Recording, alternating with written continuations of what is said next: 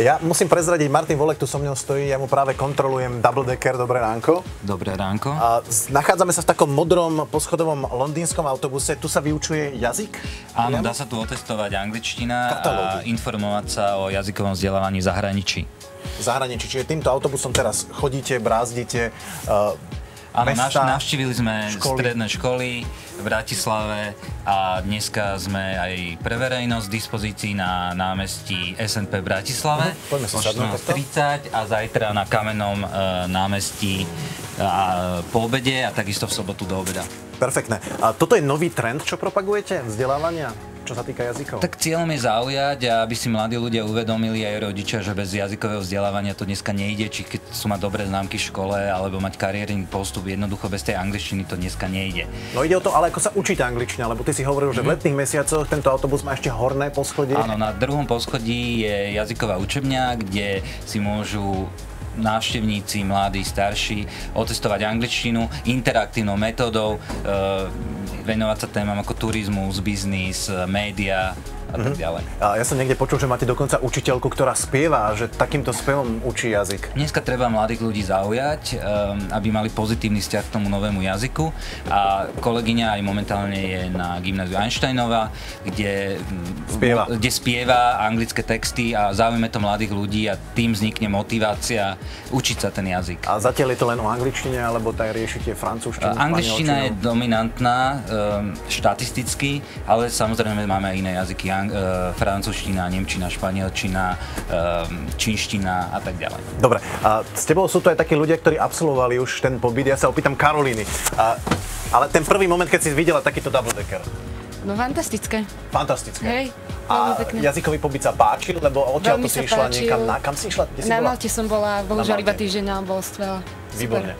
Slováci chodia na dovolenku na Maltu, tiež iná Malta.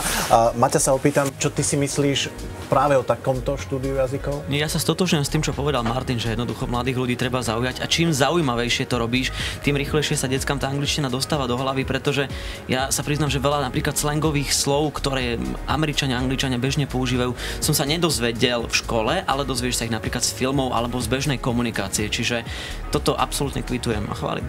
Výborne. Dobre, máme ešte niečo také, že zaujímavosť ako najväčšiu, ktorú ste zažili počas vyučovania takého netradičného?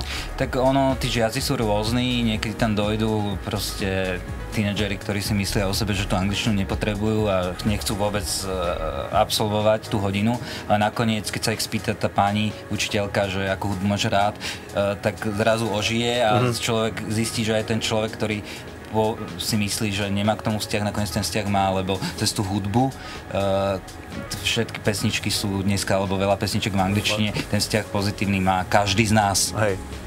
Perfektne, takže hľadajte vo svojich mestách, ako v svojej škole strednej, modrý double decker. Angličtina. A Jana Kiršner spieva v angličtine. Samozrejme, tá si aj užila s angličtinou svoje, čo sa týka Veľkej Británie. Ja mám pre všetkých našich televíznych divákov veľmi pozitívnu správu, pretože to, čo práve vidíte a počujete vedľa nás a pod nami, tak to je nový single Jany Kiršner z filmu Pokoj v duši.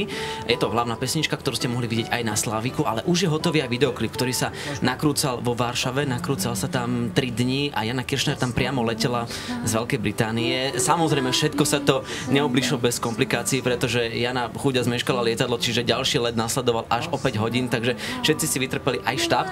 Musím povedať, že táto úžasná pesnička je celkovo z autorského pera Jany Kiršner, aj hudba, aj text a o aranže sa postarali veľmi šikovní poľskí producenti a skladatelia a dokonca som sa dočítal, že niektorí z nich majú na konte až spoluprácu na 150 filmoch a dokonca tam bola aj nominácia na Oscara a je to na tej pesničke počuť. No, ja myslím, že Jana má nový hit. A keby len hit, dodám aj priateľa. Priznala sa nedávno, že má priateľa práve z Londýna, ktorý rieši filmy a ona skladá tú filmovú hudbu.